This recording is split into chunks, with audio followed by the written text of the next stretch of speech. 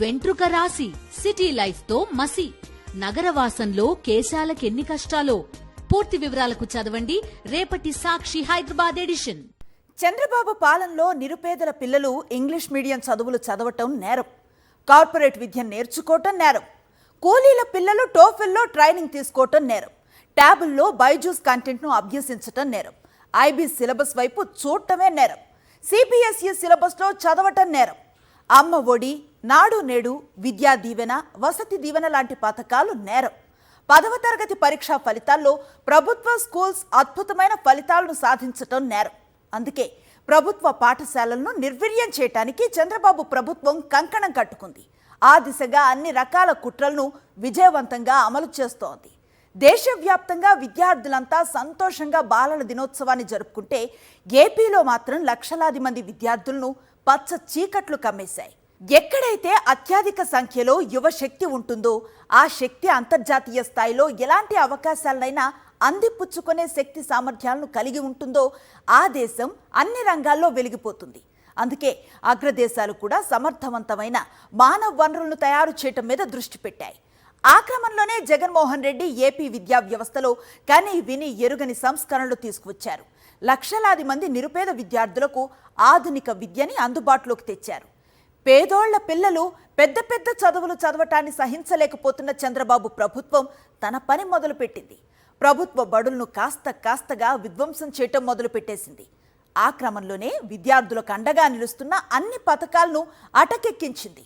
అధికారంలోకి వచ్చాక తొలి బాలల దినోత్సవం నాటికే వారి భవిష్యత్తుని శపించే నిర్ణయాలను చకచకా తీసేసుకుంది. దేశమంతా బాలల దినోత్సవాన్ని ఘనంగా జరుపుకుంది. దేశవ్యాప్తంగా ఉన్న కోట్లాది మంది విద్యార్థులు తమ భవిష్యత్తుపై కోటి ఆశలతో బాలల దినోత్సవాన్ని జరుపుకున్నారు. కానీ ఏపీలోని లక్షల మంది ప్రభుత్వ పాఠశాలల విద్యార్థులు మాత్రం తమకు కమ్మేసిన పచ్చ చీకట్ల మధ్య నాశనమైపోతోన్న తమ భవిష్యత్తును తలుచుకుని అల్లాడిపోతున్నారు. చిల్డ్రన్స్ డే సందర్భంగా ఏపీలోని లక్షల మంది సర్కార్ బడుల్లోని విద్యార్థులకు ముఖ్యమంత్రి చంద్రబాబు ఇచ్చిన కానుక ఏంటో తెలుసా?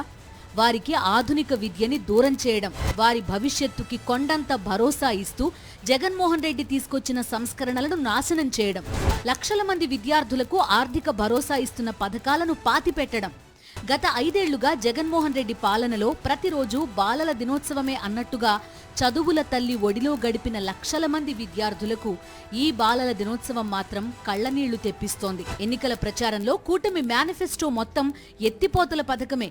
జగన్ ప్రభుత్వం అమలు చేస్తోన్న అనేక పథకాలకు పేర్లు మార్చి మేనిఫెస్టోలో చేర్చారు. అనేక రాష్ట్రాల్లో పథకాలను ఎత్తుకొచ్చి మేనిఫెస్టోలో పెట్టేశారు. వాటిలో ఒకటి తల్లికి వందనం. మనబడి పేరుతో జగన్ ప్రభుత్వం అద్భుతంగా అమలు చేస్తోన్న పథకం అది. ప్రభుత్వ పాఠశాలల రూపురేఖలను మార్చి అంతర్జాతీయ ప్రమాణాలతో కూడిన విద్యను అందుబాటులోకి తెచ్చింది జగన్ ప్రభుత్వం. అంతటితో వైఎస్ జగన్మోహన్ రెడ్డి ఆగలేదు. డ్రాప్ అవుట్స్ ని, చైల్డ్ లేబర్ ని పూర్తిగా అరికట్టడానికి, పిల్లల చదువు తల్లిదండ్రులకు భారంగా మారకుండా ఉండడానికి అమ్మ ఒడి పథకాన్ని ప్రవేశపెట్టారు వైఎస్ జగన్మోహన్ రెడ్డి. దాన్ని కాపీ కొడుతూ తల్లికి వందనం అంటూ ఎన్నికల హామీ ఇచ్చిన చంద్రబాబు ఒక్కొక్కరికి 15,000 కాదు, ఎంతమంది ఉంటే అంతమంది పిల్లలకి తలా 15,000 రూపాయలు ఇస్తామని హామీ ఇచ్చారు. తమను గెలిపించమని ప్రాధేయపడ్డారు. చంద్రబాబు ఒక్కరే కాదు, కూటమిలోని అన్ని పార్టీల నేతలు ఎన్నికల వేళ అమ్మకి వందనం అంటూ ఓటర్లను మభ్యపెట్టారు. నేటి ఏపీ మంత్రి నిమ్మల రామానాయుడు నాడు ఎన్నికల ప్రచారంలో అమ్మకి వందనం పథకం గురించి ఏ స్థాయిలో ఊదరగొట్టారో చూడండి. మళ్ళీ మన ప్రభుత్వం వచ్చాక అందరికీ కూడా ఇదిగో 15,000, 15,000, 15,000, 15,000, 15,000, 15,000. విన్నారుగా ఎంత నమ్మకంగా అమ్మలని భ్రమ పెట్టారో. మాయ మాటలు చెప్పి ఓట్లు వేయించుకుని గద్దెనెక్కాక నిస్సిగ్గుగా ప్లేటు మార్చారు. ఏటా జూన్ నెలలో పాఠశాలలు తెరిచిన వెంటనే ఇవ్వాల్సిన పథకంపై కూటమి ప్రభుత్వం ఏర్పడి 5 నెలలు గడుస్తున్నా స్పష్టత ఇవ్వలేదు. చివరికి బడ్జెట్ సాక్షిగా తల్లికి వందనం పథకాన్ని తుంగలో తొక్కేసినట్టు చెప్పకనే చెప్పారు. తల్లికి వందనం పథకం అమలు కోసం 84 లక్షల మంది విద్యార్థులకు 12,600 కోట్ల రూపాయలు కావాలి. కానీ బడ్జెట్లో కేటాయించింది మాత్రం 5,387 కోట్ల రూపాయలు మాత్రమే. అది కూడా ఆ హామీని ఎప్పటినుంచి అమలు చేస్తారన్నది నిర్దిష్టంగా వెల్లడించకుండా వివిధ కార్పొరేషన్ల పేరుతో కొన్ని చోట్ల జెండర్ బడ్జెట్లో కొన్ని చోట్ల కేటాయింపులు చేసినట్టు చూపించారు. అటు జగన్ ప్రభుత్వం అద్భుతంగా అమలు చేసిన అమ్మఒడి పథకం అమలు చేయడం లేదు. క్లుప్తంగా చెప్పాలంటే అటు తల్లులను ఇటు విద్యార్థులను దారుణంగా మోసం చేసేసింది చంద్రబాబు సర్కార్. సర్కార్ బడులను నిర్వీర్యం చేసే క్రమంలో తల్లికి వందనం ఎగ్గొట్టడం చిన్న కుట్ర మాత్రమే. అసలు కుట్రలు మరిన్ని ఉన్నాయి. అదే సమయంలో అటు పేద విద్యార్థుల ఉన్నత విద్యకు టీడీపీ కూటమి సర్కార్ మోకాలడ్డుతోంది. ఫీజు రియంబర్స్మెంట్, హాస్టల్ మెయింటెనెన్స్ ఛార్జీల కేటాయింపుల్లో భారీగా కోత విధించింది. దీంతో సుమారు ఏటా 12 లక్షల మందికి పైగా ఎస్సీ, ఎస్టీ, బీసీ, మైనారిటీ, ఆర్థికంగా వెనుకబడిన వర్గాలకు చెందిన విద్యార్థుల కుటుంబాలపై తీవ్ర ప్రభావం పడనుంది. ఏటా ఫీజు రియంబర్స్మెంట్ కోసం 2,800 కోట్లు వ్యయమవుతుంది. ఇందులో హాస్టల్ విద్యార్థులకు మెయింటెనెన్స్ ఛార్జీల కింద సుమారు 1,100 కోట్ల రూపాయలు వెచ్చించాలి. కానీ టీడీపీ ప్రభుత్వం అధికారంలోకి వచ్చిన 5 నెలల తర్వాత ప్రవేశపెట్టిన బడ్జెట్ విద్యార్థులకు తీవ్ర నిరాశ మిగిల్చింది. ఫీజు రియంబర్స్మెంట్ కింద 1,766.77 కోట్ల రూపాయలు, పోస్ట్ మెట్రిక్ స్కాలర్షిప్ కింద 776.18 కోట్ల రూపాయలు కలిపి మొత్తం 2,542.95 కోట్ల రూపాయలు మాత్రమే కేటాయించారు. ఇందులో కేంద్ర ప్రభుత్వం వాటానే 75% ఉంటోంది. దీంతో పాటు ప్రధానమంత్రి యశస్వి పథకం కింద మరో 356 కోట్ల రూపాయలను కూడా పోస్ట్ మెట్రిక్ స్కాలర్షిప్ కేటాయింపుల్లో కలిపేసింది. ఇక గడిచిన విద్యా సంవత్సరానికి సంబంధించి ఈ ఏడాది జూన్ తర్వాత చెల్లించాల్సిన ఫీజు రియంబర్స్మెంట్, హాస్టల్ మెయింటెనెన్స్ ఛార్జీలను ప్రభుత్వం నిలిపివేసింది. మేలో ఎన్నికలు జరిగిన నేపథ్యంలో ఎన్నికల కోడ్తో విద్యార్థులకు, పేదలకు సంక్షేమ పథకాలు నిలిచిపోయాయి. అనంతరం రాష్ట్రంలో కూటమి ప్రభుత్వం అధికారంలోకి వచ్చింది. ఈ క్రమంలో విద్యార్థులకు 2 విడతల ఫీజు రియంబర్స్మెంట్, సుమారు 1,400 కోట్ల రూపాయలు, హాస్టల్ మెయింటెనెన్స్ ఖర్చుల కింద 1,100 కోట్ల రూపాయలు చెల్లింపులు ఆపేసింది. అలానే ఏప్రిల్ నెలలోని వసతి దీవెన కింద 11 లక్షల మందికి అందాల్సిన 1,100 కోట్ల రూపాయలు ఇంతవరకు అందలేదు. 3 త్రైమాసికాల్లో 12 లక్షల మంది విద్యార్థులకు విద్యా దీవెన పథకం కింద 2,100 కోట్ల రూపాయలు అందాల్సి ఉంది. వాటి అతీగతి లేదు. ఇక ప్రభుత్వ పాఠశాలలను లక్ష్యంగా చేసుకుని ఈ 5 నెలల్లో చంద్రబాబు ప్రభుత్వం పన్నిన కుట్రలు అన్నీ ఇన్ని కావు. జగన్మోహన్ రెడ్డి ప్రైవేట్ స్కూల్స్ ని తలదన్నేలా ప్రభుత్వ పాఠశాలల్ని మార్చేస్తే సర్కార్ బడుల్లో చీకట్లు నింపడానికి వరుస కుతంత్రాలు పన్నుతూ వస్తోంది కూటమి సర్కార్. ఆ క్రమంలోనే టోఫెల్ రద్దు దగ్గర నుంచి వేలాది స్కూల్స్లో టీచర్ల కొరత దాకా సర్కార్ బడులను సమస్యల వలయంగా మార్చేసింది. సర్కార్ బడులపై పాలకులకు ఇంత కక్ష ఎందుకు? ఎందుకంటే జగన్మోహన్ రెడ్డి తీసుకువచ్చిన విద్యా సంస్కరణలతో ప్రైవేట్ స్కూల్స్లో పిల్లలను చదివిస్తున్న వాళ్లు కూడా ప్రభుత్వ పాఠశాలల వైపుకు చూడటం మొదలుపెట్టారు. ఇలానే పరిస్థితి సాగితే తమ చైనా స్కూల్స్, కాలేజీలకు గడ్డు కాలం వస్తుంది. పచ్చ బ్యాచ్ ప్రధాన వ్యాపారాల్లో విద్య కూడా ఒకటి. అలానే చైనా స్కూల్స్, కాలేజీల నుంచి వచ్చే ఫండ్స్ ఆగిపోతాయి. అందుకే లక్షలాది పేద కుటుంబాల భవిష్యత్తును మార్చేస్తూ తమ వ్యాపారాల్లో చీకటి నింపుతున్న జగన్మోహన్ రెడ్డి పాలనను చూసి గతంలోనే పచ్చ మూక రగిలిపోయింది. ఇప్పుడు ప్రభుత్వం వారిది. రాజు తలుచుకుంటే దెబ్బలకు కొదవ. దేశమంతా అబ్బురపడుతూ చూసే స్థాయిలో తయారైన సర్కారు బడులను నిర్వీర్యం చేయటానికి చకచక నిర్ణయాలు జరిగిపోతున్నాయి. లక్షలాది మంది పేద విద్యార్థుల జీవితాల్లో చీకటి నింపే కుట్రలు జరిగిపోతున్నాయి. రాష్ట్ర విద్యార్థుల భవిష్యత్తు ఉజ్వలంగా ఉండాలన్న సత్సంకల్పంతో విద్యారంగంలో జగన్ అనేక సంస్కరణలు అమలు చేస్తే ఆయన మీద అక్కసుతో పేద విద్యార్థుల భవిష్యత్తును అంధకారంలోకి నెట్టేస్తోంది చంద్రబాబు ప్రభుత్వం. పాఠశాల విద్యను తిరోగమనం బాట పట్టిస్తోంది. ఇందులో భాగంగా జగన్ అమలు చేసిన ఒక్కో అంశానికి స్వస్తి చెప్తోంది. అటు ముఖ్యమంత్రి చంద్రబాబు, ఇటు విద్యాశాఖ మంత్రి లోకేష్ తండ్రి కొడుకులిద్దరూ కలిసికట్టుగా సర్కార్ బడులను విధ్వంసం చేయడానికి పూనుకున్నారు. అందులో భాగంగానే టోఫెల్, ఇంటర్నేషనల్ బాకలారియట్, ఐబీ, సిబిఎస్ఈ బోధనకు ఇప్పటికే చరమగీతం పాడేసింది చంద్రబాబు ప్రభుత్వం. పేద పిల్లలకు అందుతున్న నాణ్యమైన విద్యను దూరం చేస్తోంది. ప్రభుత్వ పాఠశాలల పీక పిసికేస్తోంది. నిరుపేద, మధ్యతరగతి పిల్లలకు ప్రభుత్వ పాఠశాలల్లో అంతర్జాతీయ ప్రమాణాలతో కూడిన విద్యని అందించడాన్ని తొలి నుంచి ఏపీ సీఎం, డిప్యూటీ సీఎం తీవ్రంగా వ్యతిరేకిస్తూ వచ్చారు. తమ పిల్లలు, ధనవంతుల పిల్లలు మాత్రమే ఇంగ్లీష్ చదువులు చదువుకోవాలన్న తమ ఆకాంక్షను దాచుకోవడానికి కూడా వాళ్లేం వెనకాడలేదు. ఇంగ్లీష్ మీడియంలో చదువుకుంటే పిల్లలు మొద్దబ్బాయిలుగా తయారవుతారని గతంలోనే సెలవిచ్చిన గొప్ప విజనరీ చంద్రబాబు. ఇప్పుడు నేను చెప్పేది ఏంటంటే, మీకు నాడు నేడు అన్నాడు, నేను ఇంగ్లీష్ నేర్పిస్తా అన్నాడు. ఇంగ్లీష్ ఇంగ్లీష్ అని కొండ నాలుగు మందేస్తే ఉండ నాలుగు పోయింది. ఇప్పుడు అదే పోయింది. దీనివల్ల ఏమవుతుంది, రేపు మన పిల్లలంతా కూడా ముద్దబ్బాయిలుగా తయారవుతారు. విన్నారుగా, ఇలాంటి భావజాలం ఉన్న నాయకుడు ముఖ్యమంత్రి అయితే ఏమవుతుంది? ఇప్పుడు ఏపీలో అదే జరుగుతోంది. గత వైఎస్ఆర్సీపీ ప్రభుత్వం 5 ఏళ్ల పాలనలో ప్రభుత్వ బడులను అద్భుతంగా తీర్చిదిద్ది తల్లిదండ్రుల్లోనూ విద్యార్థుల్లోనూ వాటిపై పెంచిన నమ్మకాన్ని చంద్రబాబు ప్రభుత్వం నిర్వీర్యం చేయడమే పనిగా పెట్టుకుంది. ఇందులో భాగంగానే రాష్ట్ర వ్యాప్తంగా గత విద్యా సంవత్సరంలో వైఎస్ జగన్ సర్కార్ 1000 ప్రభుత్వోన్నత పాఠశాలల్లో సిబిఎస్ఈ బోధనను అమల్లోకి తెస్తే చంద్రబాబు సర్కార్ ఈ విద్యా సంవత్సరం మధ్యలో దాన్ని రద్దు చేసేసింది. అలానే విద్యార్థుల్లో ఇంగ్లీష్ భాషా పరిజ్ఞానాన్ని పెంపొందించేందుకు వైఎస్ జగన్ ప్రవేశపెట్టిన టోఫెల్ శిక్షణను అధికారంలోకి వచ్చి రాగానే జూన్లో రద్దు చేసి పారేశారు. ప్రభుత్వ బడుల్లోని విద్యార్థులు సిబిఎస్ఈ ప్రమాణాలను అందుకోలేకపోతున్నారని చెప్తూ 1000 ప్రభుత్వ పాఠశాలల్లో అమల్లోకి తెచ్చిన సిబిఎస్ఈ బోధనను రద్దు చేశారు. అలాగే విద్యార్థులు తక్కువగా ఉన్నారన్న సాకుతో అక్కడి ఉపాధ్యాయులను సర్దుబాటు పేరుతో బదిలీ చేసేసింది. ఇలా ప్రభుత్వ నిరంకుశ విధానాల కారణంగా ఇంగ్లీష్ మీడియం కోరుకునే ప్రభుత్వ పాఠశాలల్లోని విద్యార్థులు టీసీలు తీసుకుని వెళ్లిపోతున్న పరిస్థితి రాష్ట్రంలో దాపురించింది. గత విద్యా సంవత్సరంలో 10వ తరగతికి ఇంగ్లీష్ మీడియం అమలు చేయకున్నా దాదాపు 1,94,000 మంది ప్రభుత్వ పాఠశాలల్లోని విద్యార్థులు ఇంగ్లీష్లో పరీక్షలు రాసి ఉత్తీర్ణులయ్యారంటే ఈ మీడియం బోధనను విద్యార్థులు ఎంత బలంగా కోరుకుంటున్నారో అర్థం చేసుకోవచ్చు. అలాగే 2023-24 విద్యా సంవత్సరం నుంచి 1000 ప్రభుత్వ పాఠశాలల్లో సిబిఎస్ఈ బోధనను అందుబాటులోకి తేగా ఇప్పుడు ఈ స్కూళ్లలో దాదాపు 84,000 మంది 10th విద్యార్థులు, 82,000 మంది 9వ తరగతి విద్యార్థులు చదువుతున్నారు.